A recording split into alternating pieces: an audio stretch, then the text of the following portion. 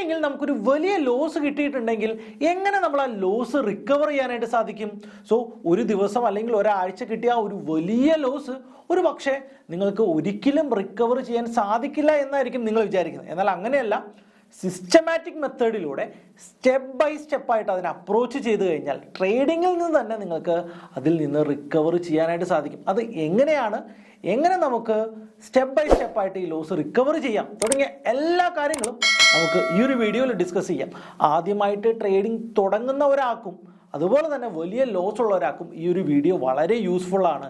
So വലിയ loss ഇല്ലാത്തവർ അത് മുൻകൂട്ടി കണ്ടുകൊണ്ട് ആ ഒരു രീതി പ്രോസസ്സ് ഫോളോ ചെയ്യാം. സോ വലിയ ലോസ് ഉള്ള ഒരാൾക്കും ഈ ഒരു മെത്തേഡിലൂടെ നിങ്ങളുടെ വലിയ ലോസിനെ റിക്കവർ ചെയ്യാനായിട്ട് സാധിക്കുന്നതാണ്. ഞാൻ Suni Mathai, founder of trade talks.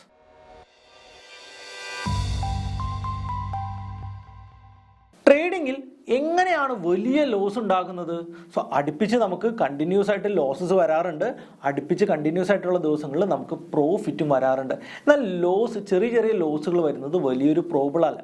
എന്നാൽ വലിയ പ്രോഫിറ്റുകൾ അടുപ്പിച്ചിട്ടുള്ള ദിവസങ്ങളിൽ വരുന്നത് നമ്മുടെ ഓവർ കോൺഫിഡൻസിലോട്ട് നമ്മളെ കൊണ്ടുപോകാനും നമ്മൾ വലിയ മിസ്റ്റേക്സ് വരുത്തി വയ്ക്കാനും കാരണമാകും. അടുപ്പിച്ച് കുറേ വിന്നിങ് സ്ട്രീക്സ് വരുമ്പോൾ നമ്മുടെ റൂൾസ് എല്ലാം തെറ്റിച്ചുകൊണ്ട് നമ്മൾ ഓവർ പൊസിഷൻസ് എടുക്കുകയും ഒരു ദിവസത്തെ ചെറിയ മിസ്റ്റേക്ക് നമുക്ക് വലിയ ലോസസ് ഉണ്ടാക്കി തരാനായിട്ട് കാരണമാകും. പല ആളുകൾക്കും വലിയ ലോസസ് ഉണ്ടാകാനുള്ള ഏറ്റവും വലിയ റീസൺ അടുപ്പിച്ച് വന്ന കുറേ പ്രോഫിറ്റ്സ് തന്നെയാണ്.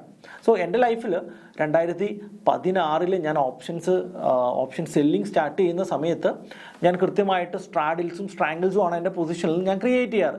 സോ പല ദിവസവും അടുപ്പിച്ച് നമുക്ക് കണ്ടിന്യൂസ് ആയിട്ട് പ്രോഫിറ്റ്സ് വരാനായിട്ട് തുടങ്ങി. വലിയ പ്രോഫിറ്റ്സ് കിട്ടിക്കഴിഞ്ഞപ്പോൾ നമ്മൾ ഓവർ കോൺഫിഡൻസിലോട്ട് പോവുകയും കൃത്യമായിട്ടുള്ള ഹെഡ്ജുകൾക്ക് യാതൊരു ഇമ്പോർട്ടൻസും കൊടുക്കാതെ ഞാൻ സ്ട്രാഡിൽസും സ്ട്രാങ്കിൾസും ഒക്കെ വലിയ രീതിയിൽ മാർക്കറ്റിൽ ക്രിയേറ്റ് ചെയ്യാനായിട്ട് തുടങ്ങി. അങ്ങനെ ഇരിക്കുന്ന സമയത്താണ് ഞാൻ മാക്സിമം പൊസിഷൻ എൻ്റെ കയ്യിലിരിക്കുന്ന, ആ സമയത്ത് നമ്മൾ ഫുൾ ടൈം ജോലിയിൽ ഇരിക്കുന്ന സമയത്ത് നമുക്ക് മാക്സിമം സഹിക്കാൻ പറ്റുന്നതിനേക്കാളും വലിയ ലോസ് ഒരു പൊസിഷൻ ഞാൻ ക്രിയേറ്റ് ചെയ്യുകയാണ്.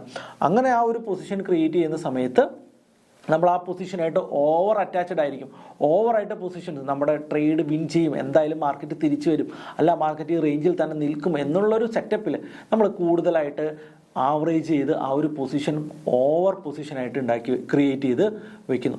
ആ ഒരു സമയത്താണ് പെട്ടെന്ന് നിങ്ങൾക്ക് എല്ലാവർക്കും അറിയാം, നരേന്ദ്രമോദി പെട്ടെന്നൊരു ദിവസം വരുന്നു, നോട്ട് നിരോധനം ഏർപ്പെടുത്തുന്നു. പിറ്റേ ദിവസം ഒരു ക്ലൂ ഇല്ലാതെയാണ് ആ നോട്ട് നിരോധനം വരുന്നത് എന്നുള്ളത് കൊണ്ട് തന്നെ നെക്സ്റ്റ് ഡേ മാർക്കറ്റ് ഒരു ഹ്യൂജ് ഗ്യാപ്പ് ഡൗണിൽ ഓപ്പൺ ആകുകയാണ്. അങ്ങനെ ഒരു ഹ്യൂജ് ഗ്യാപ്പ് ഡൗണിൽ ഓപ്പൺ ചെയ്യുമ്പോഴും ഞാൻ വിചാരിക്കുന്നത് എന്താണ്, ഓക്കെ, ഒരു പ്രശ്നമില്ല, മാർക്കറ്റ് തിരിച്ചു കയറും, ഇത് നല്ല കാര്യമല്ലേ നോട്ട് നിരോധിക്കുന്നത്, ഇന്ത്യൻ എക്കണോമിക്ക് വളരെ നല്ലതല്ലേ എന്നൊക്കെയാണ് ഞാൻ ആദ്യത്തെ സമയങ്ങളിലൊക്കെ പ്രതീക്ഷ. എന്നാൽ മാർക്കറ്റ് ഫർദറായിട്ട് ഷാർപ്പായിട്ട് ഡൗൺ ചെയ്ത് പോവുകയാണ് ചെയ്തത്. സോ എൻ്റെ കയ്യിൽ കൃത്യമായിട്ട് യാതൊരു ഹെഡ്ജും എൻ്റെ പൊസിഷൻസിന് ഉണ്ടായിരുന്നില്ല. അതുകൊണ്ട് തന്നെ അന്നത്തെ ദിവസം എനിക്ക് എൻ്റെ ക്യാപിറ്റലിൻ്റെ ഏകദേശം 34% ഒരു ഹ്യൂജ് ലോസ് എനിക്ക് ബുക്ക് ചെയ്യേണ്ടതായിട്ട് വന്നു.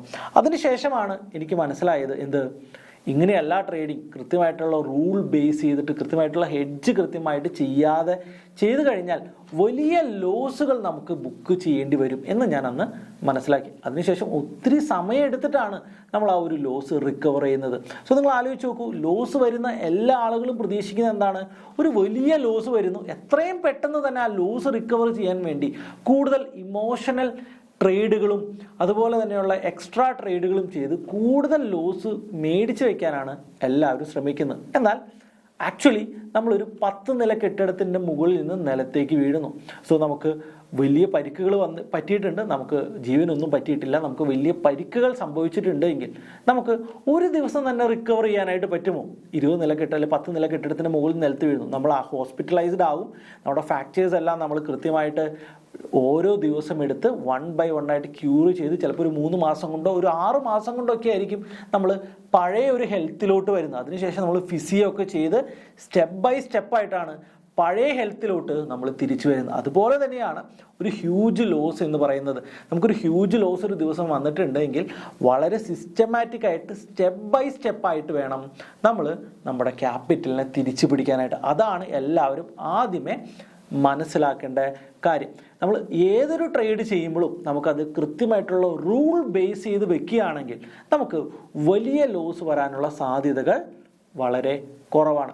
സോ നമ്മൾ ഉസൈൻ ബോൾട്ടിനെ അറിയാം. ഉസൈൻ ബോൾട്ട് ഒളിമ്പിക്സിലെ അടുപ്പിച്ച് 3 ഒളിമ്പിക്സുകളിൽ ഗോൾഡ് മെഡൽ തന്നെ 100 മീറ്ററിലും 200 മീറ്ററിലും മേടിച്ച ഒരു അസാധ്യ പ്രതിഭയാണ്.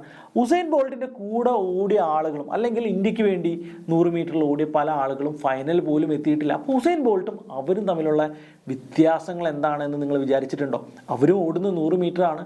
ഉസൈൻ ബോൾട്ടിൻ്റെ അതേ ഹൈറ്റുള്ള പല ആളുകളും ഓടിയിട്ടും ഉസൈൻ ബോൾട്ടിൻ്റെ സ്പീഡിൽ ഓടാൻ സാധിച്ചിട്ടില്ല. എന്തുകൊണ്ടായിരിക്കും? ഉസൈൻ ബോൾട്ട് തൻ്റെ ജീവിതത്തിൽ പിന്തുടർന്ന ചില അച്ചടക്കമുള്ള ചില ശീലങ്ങളാണ്. ബ്രീത്തിങ് എക്സസൈസ് ഉൾപ്പെടെയുള്ള ഓരോ എക്സസൈസിലും അദ്ദേഹം കൊടുക്കുന്ന ഫോഴ്സ്, തൻ്റെ വീക്ക് പോയിന്റ് എവിടെയാണെന്ന് ഐഡൻറ്റിഫൈ ചെയ്യുന്നു, അതിനുവേണ്ടി കൂടുതലായിട്ട് വർക്ക് ചെയ്യുന്നു. നമുക്കറിയാം 2008 മുൻപും ഉസൈൻ ബോൾട്ട് മത്സരിക്കുന്നുണ്ട്. ആ സമയത്ത് ഉസൈൻ ബോൾട്ടിന് സ്റ്റാർട്ടിങ്ങിലായിരുന്നു ഏറ്റവും കൂടുതൽ പ്രോബ്ലം ഉണ്ടായിരുന്നതെങ്കിൽ ഉസൈൻ ബോൾട്ട് 2008 ബെയ്ജിംഗ് ഒളിമ്പിക്സിൽ വരുമ്പോൾ വളരെ പെർഫെക്റ്റ് ആയിട്ടുള്ളൊരു സ്റ്റാർട്ടിന് വേണ്ടി ട്രൈ ചെയ്യും. അത് ആ രീതിയിൽ അതിൽ ഗോൾഡ് വിൻ ചെയ്യും. അപ്പോൾ നമ്മുടെ വീക്ക്നെസ്സിൽ കൂടുതൽ ഫോക്കസ് ചെയ്യുന്നു. നമുക്കറിയാം മാർക്കറ്റിൽ ഡിസ്ക്രിഷണറി ട്രേഡ്സും അതുപോലെ തന്നെ സിസ്റ്റമാറ്റിക് ട്രേഡ്സും ഉണ്ട്. അപ്പോൾ ഒരു സിസ്റ്റമാറ്റിക് ട്രേഡിംഗ് അപ്രോച്ചാണ് എപ്പോഴും വളരെ നല്ല ഒരു കാര്യം. സോ നമ്മുടെ ലൈഫിലും ഒരു സിസ്റ്റമാറ്റിക് അപ്രോച്ച് ഉണ്ടെങ്കിൽ മാത്രമാണ് നമുക്ക് ട്രേഡിങ്ങിലും ഒരു സിസ്റ്റമാറ്റിക് അപ്രോച്ച് കൊണ്ടുവരാനായിട്ട് പറ്റത്തുള്ളൂ. നമുക്കൊരു വലിയ ലോസൊക്കെ കിട്ടി നടക്കുന്ന സമയത്ത് നമുക്ക് പിന്നീട് ട്രേഡ് ചെയ്യാൻ ഭയങ്കര ഫിയർ ആയിരിക്കും, പൊസിഷൻസ് ഹോൾഡ് ചെയ്യാൻ വളരെ ഫിയർ ആയിരിക്കും. ആ ഒരു സമയത്ത് നിങ്ങൾ ഒരു സിസ്റ്റമാറ്റിക് ട്രേഡിംഗ് മെത്തേഡിലൂടെയാണ് പോകുന്നതെങ്കിൽ, so rule A, rule B, rule C എന്ന് പറയുന്ന കൃത്യമായിട്ടുള്ള സിസ്റ്റം ട്രേഡാണ് നിങ്ങൾ ഫോളോ ചെയ്യുന്നതെങ്കിൽ നിങ്ങൾക്ക് വളരെ കൃത്യമായിട്ട് ലോസ് ഇല്ലാതിരിക്കാനും ഗ്രാജുവലി നിങ്ങളത് ഫോളോ ചെയ്യുന്ന സ്ട്രിക്ട്നെസ്സോടുകൂടി നിങ്ങൾക്ക് പയ്യെ പയ്യെ പ്രോഫിറ്റ്സ് ഉണ്ടാക്കാനും സാധിക്കുന്നതാണ്. സോ ജീവിതത്തിൽ വളരെ കുത്തഴിഞ്ഞ ജീവിതം നയിക്കുന്ന പല ആൾക്കാർക്കും സ്റ്റോക്ക് മാർക്കറ്റിൽ വരുമ്പോൾ റൂൾ ബേസ് ചെയ്ത് ട്രേഡ് ചെയ്യാൻ വളരെ പ്രയാസമാണ്. അവർക്ക് തോന്നുന്ന പോലെ ഒരു ഗ്രീൻ ക്യാൻഡിൽ കാണുമ്പോൾ ഒരു ഗ്രീൻ ട്രേഡ് എടുക്കാൻ, ഒരു ബുള്ളിഷ് ട്രേഡ് എടുക്കാനും, റെഡ് ക്യാൻഡിൽ കാണുമ്പോൾ ഒരു ബിയറിഷ് ട്രേഡ് എടുക്കാനൊക്കെയാണ് തോന്നുക. പക്ഷേ ട്രേഡിംഗ് എന്ന് പറയുന്നത് യഥാർത്ഥത്തിൽ അങ്ങനെയല്ല. അങ്ങനെ നിങ്ങൾ ട്രേഡ് ചെയ്യുകയാണെങ്കിൽ നിങ്ങൾക്ക് വലിയ ലോസസ് ആയിരിക്കും ഉണ്ടാകുക. എന്നാൽ വളരെ സിസ്റ്റമാറ്റിക്കലി നിങ്ങൾ ട്രേഡ് ചെയ്യുകയാണെങ്കിൽ ലോങ് റണ്ണിൽ നിങ്ങൾക്ക് നിങ്ങളുടെ ലോസസിനെ 1 by 1 ആയിട്ട് റിക്കവറി ചെയ്യാനായിട്ട് സാധിക്കും. അപ്പോൾ നിങ്ങൾക്ക് കൃത്യമായിട്ടുള്ള സിസ്റ്റമാറ്റിക് ആയിട്ടുള്ള ഡിസിപ്ലിൻ ആയിട്ടുള്ള കൃത്യമായിട്ടുള്ള പൊസിഷൻ സൈസ് കീപ്പ് ചെയ്യുന്ന ഒരു ട്രേഡിംഗ് സിസ്റ്റം ഉണ്ടെങ്കിൽ മാത്രമാണ് നിങ്ങൾക്ക് സക്സസ്ഫുൾ ആയിട്ടുള്ള ട്രേഡർ ആകാനായിട്ട് സാധിക്കും. അപ്പോൾ എല്ലാവരും ഫോക്കസ് ചെയ്യേണ്ടത് ഈ ഒരു കുറച്ച് പോയിന്റുകളിൽ മാത്രമാണ്. നിങ്ങളൊരു ബിഗിനർ ആണെങ്കിലും ശരി, നിങ്ങളൊരു വലിയ ലോസ് വന്ന ഒരു വ്യക്തിയാണെങ്കിലും ഈ ഒരു മെത്തേഡ് നിങ്ങൾ ഫോളോ ചെയ്യുകയാണെങ്കിൽ നിങ്ങൾക്ക് നിങ്ങളുടെ ട്രേഡിംഗ് ലൈഫിൽ സക്സസ്ഫുൾ ആകാനായിട്ട് സാധിക്കും. സോ ഞാൻ നിങ്ങൾക്ക് ഒരു എക്സാമ്പിൾ കാണിച്ചു തരാം. US 50 വർഷമായിട്ട് വളരെ കൃത്യമായിട്ട് സിസ്റ്റമാറ്റിക് ട്രേഡിലൂടെ ഒരു ഹെഡ്ജ് ഫണ്ട് ഫോളോ ചെയ്യുന്ന ഒരു മാനേജറുടെ ആ ഒരു ഗ്രോത്ത് ഞാൻ നിങ്ങളെ കാണിച്ചു തരാം. SP500 എന്ന് പറയുന്ന നിഫ്റ്റി പോലെ അവരുടെ ഇൻഡെക്സും അതുപോലെ തന്നെ ഈ ഫണ്ട് മാനേജർ മാനേജ് ചെയ്യുന്ന ഫണ്ടും തമ്മിൽ നമുക്കൊന്ന് കമ്പയർ ചെയ്യാം. എന്നിട്ട് എങ്ങനെയാണത് എഫക്റ്റീവ്ലി വർക്ക് ചെയ്യുന്നത്, സിസ്റ്റം ട്രേഡിൻ്റെ ഒരു ലോങ് 50 വർഷത്തെ ചാർട്ട് എടുത്തുകൊണ്ട് എങ്ങനെ അത് എഫക്റ്റീവ് ആകും, കോമ്പൗണ്ട് എങ്ങനെയാണ് അവിടെ എഫക്റ്റ് ആകുന്നത് എന്ന് നമുക്ക് കൃത്യമായിട്ട് മനസ്സിലാക്കാം. അപ്പോൾ നിങ്ങൾ സ്ക്രീനിൽ കാണുന്ന ബ്ലൂ ലൈൻ എന്ന് പറയുന്നത് ഡൺ എന്ന് പറയുന്ന വ്യക്തിയുടെ ഒരു മ്യൂച്വൽ ഫണ്ട് അല്ലെങ്കിൽ ഒരു ഹെഡ്ജ് ഫണ്ടിൻ്റെ ഒരു കോമ്പൗണ്ട് റിട്ടേണിൻ്റെ ഒരു ഗ്രാഫാണ്. താഴെ കാണുന്നത് SP500, നമ്മുടെ നിഫ്റ്റി പോലെ തന്നെ US SP500 എന്ന് പറയുന്ന ഇൻഡെക്സിൻ്റെ റിസൾട്ടാണ്. സോ ഡൺ കോമ്പോസിറ്റ് ഏകദേശം 17% കോമ്പൗണ്ട് ഇൻട്രസ്റ്റ് തരുമ്പോൾ SP500 ഏകദേശം 12% റിസൾട്ടാണ് തരുന്നത്. 50 വർഷം കൊണ്ട് 1970 മുതൽ നമ്മൾ കാൽക്കുലേറ്റ് ചെയ്യുമ്പോൾ 2019, 2020 വരെയുള്ള കാലഘട്ടങ്ങളിൽ $1000 നമ്മുടെ SP500 ഇടുകയാണെങ്കിൽ അത് ഏകദേശം $1,70,000 പോകുന്നത്. എന്നാൽ ഈ പറയുന്ന മ്യൂച്വൽ ഫണ്ട് മാനേജ് ചെയ്യുന്ന ഫണ്ട് $1000 നേരെ എത്തുന്നത് ആ ഒരു 50 വർഷത്തെ കോമ്പൗണ്ട് റിസൾട്ട് വരുന്നത് ഏകദേശം $12,11,694. എത്ര വലിയ ഹ്യൂജ് ഡിഫറൻസ് ആണ്. ഏകദേശം $1 million അത് വളർന്നത് ഏകദേശം 50 വർഷം കൊണ്ട് $1000.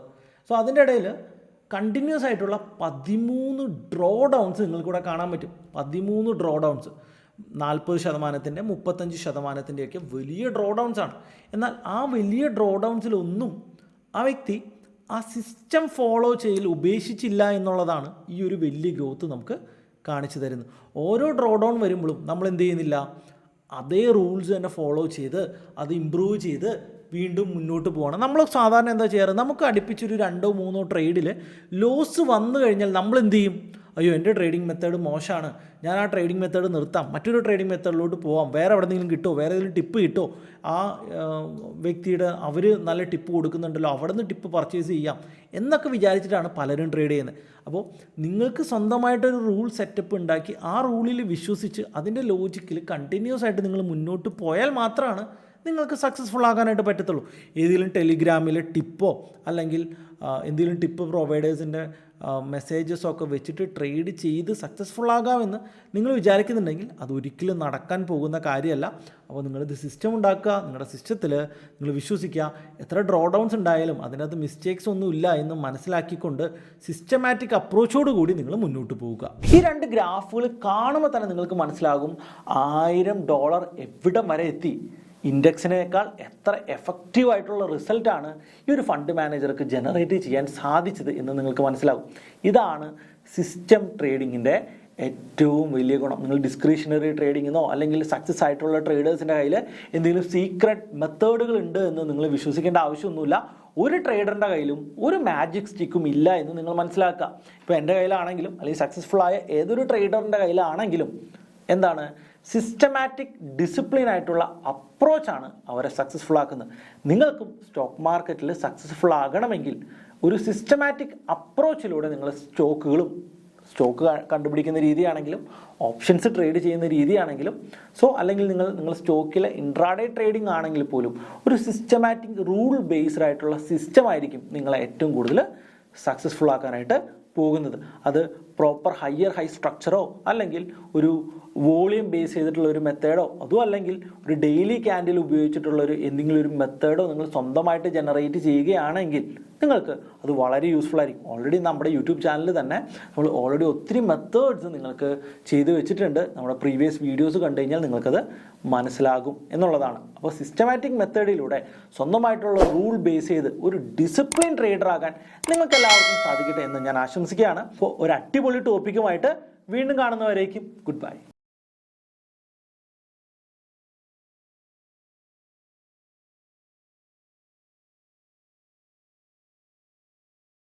Investment in securities market are subject to market risks. Read all the related documents carefully before investing. Please read the risk disclosure documents carefully before investing in equity shares, derivatives, mutual fund, and or other instruments traded on the stock exchanges.